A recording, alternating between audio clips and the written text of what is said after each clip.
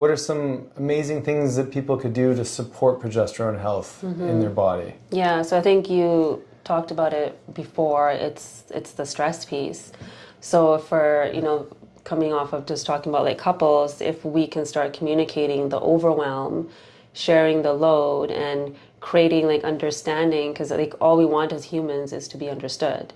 And when we feel that lack of understanding, that's what's creating the resentment and the stress and keeping us in that fight or flight state. So if we can create moments of communication and then tools that maybe independently help us relax and feel more connected and grounded, it'll then tell the brain like, hey, she doesn't have to be in this state all the time. She doesn't need to survive. She can actually thrive. So I don't need to keep converting this progesterone into cortisol. She doesn't need that much anymore, or he doesn't need that much anymore.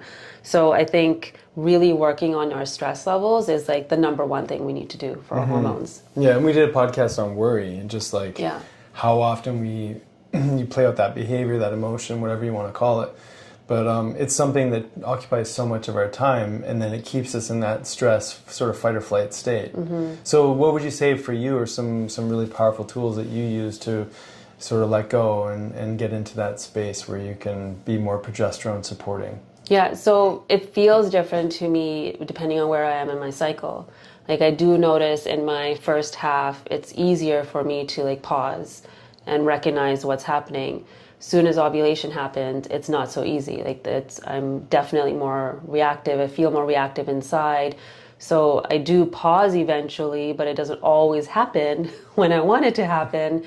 So I find in those weeks, I have to be really careful about my energy, my space, my me time, my nutrition, making sure I'm eating enough. Like all those things will contribute to how I'm feeling in my body and how my emotions are feeling, which will then influence like us or how I am with the kids or even how I am with myself.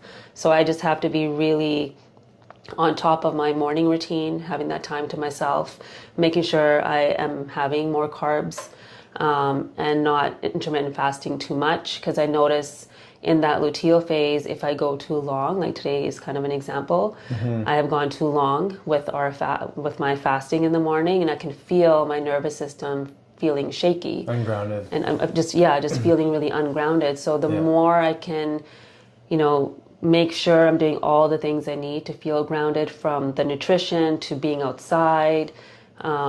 Just me time, all of that will support that stress level. That's a big one. I would say on a man's side, though progesterone plays a smaller role, but an important one, but I would say that for me, when I feel like I've been productive and I feel like I've gotten some things done, that really motivates me to be in a more state of balance and supporting myself. I also know that for us, we can also, and this can happen for women too, where they just push themselves beyond and they think that the norm is some sort of like, goal setting reality where you're constantly pushing towards your ultimate expression of productivity. And I think we can get stuck in a rut that way too. So obviously having some balance there and recognizing where you're pushing too hard maybe, and where you need to step into solitude and serenity. I think it's also an opportunity to like assess the mental load that we carry all the time and what we do with it. Like the thoughts, like maybe, for everyone listening to, just paying attention to, this is for women and you can maybe speak to the men. It's like, okay, my follicular phase, what kind of thoughts am I having and what am I entertaining? In my luteal phase, are those thoughts changing and what am I entertaining there?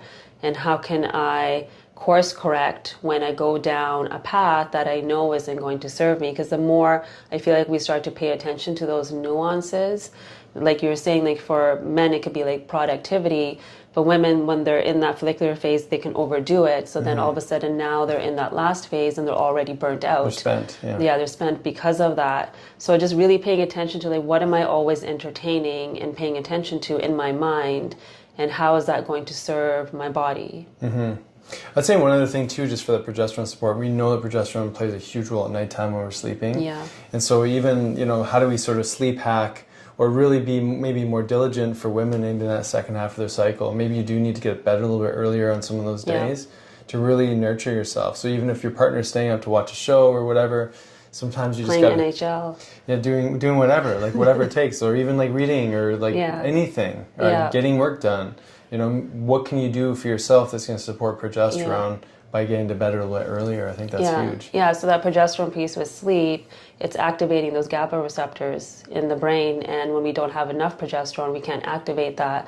Then we can't actually activate melatonin the same way. So I actually get a lot of women about 10 days before their cycle to start taking GABA and melatonin to help improve their sleep. Because if you're listening and you notice a few days before your period, all of a sudden like sleep isn't as good as it was before. It's disrupted. You're waking up maybe like 2-3 o'clock in the morning and you can't fall back asleep, or just feeling really unrested when you wake up, then you really want to add in something like that to help support that nervous system and that sleep. Yeah, those are huge ones. And then, you know, magnesium, you could be added into that stack. Magnesium every day, all day. Yeah, it doesn't even have to be cyclical. That is one that everybody needs every night. Yeah. And then, you know, lastly, but as we're sort of finishing up here, when does someone add in progesterone? Or maybe before that, do you want to talk about any specific herbs that typically are recommended for progesterone support?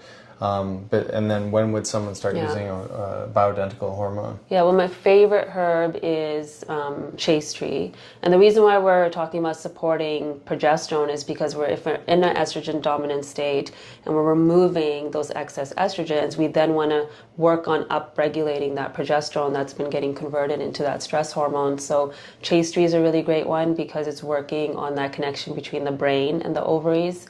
Shatavari is another one that's estrogenic and can help your progesterone. It just sounds so cool when you say Shatavari. Yes. Say it again. Shatavari.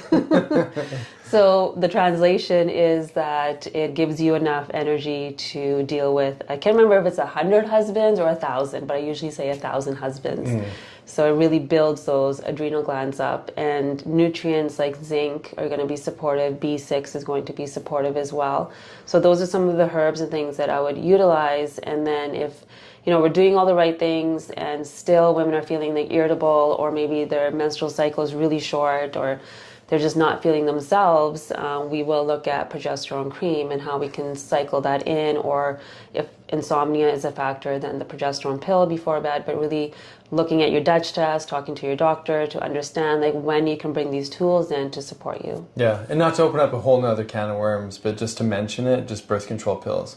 I mean, how many times is it that you're having conversations with women around some of the challenges around birth control and how that also can be kind of messy when it comes to the that's a whole other podcast, because you have your progesterone only, you have your other generations that are from testosterone, so or IUDs and all of it. Yeah, but it's worth mentioning because a lot of women, you know, even as a treatment for perimenopause, are still on birth control. So it's just, you know, it's something to bring up with the doctor too, just around, you know, your hormone plan and being aware of there's many things that influence this phase and that can have a direct impact on how progesterone's behaving in your body. Yeah. So what about bioidentical progesterone for men? Because lately I've been seeing men using it too for sleep and his nervous system. Well, I think even, you know, because pregnenolone is a precursor to progesterone, it makes me wonder like how much one would use, you know, one over the other. And I've only used it with some of our men on a rare occasion when sleep is just not correcting.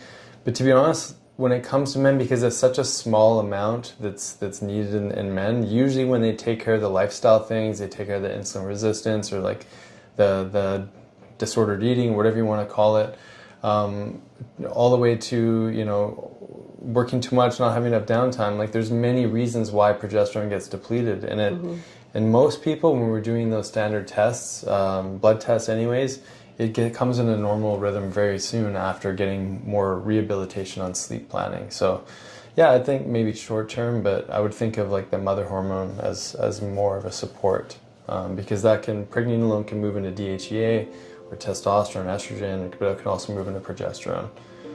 Those are my thoughts. Yeah. Good.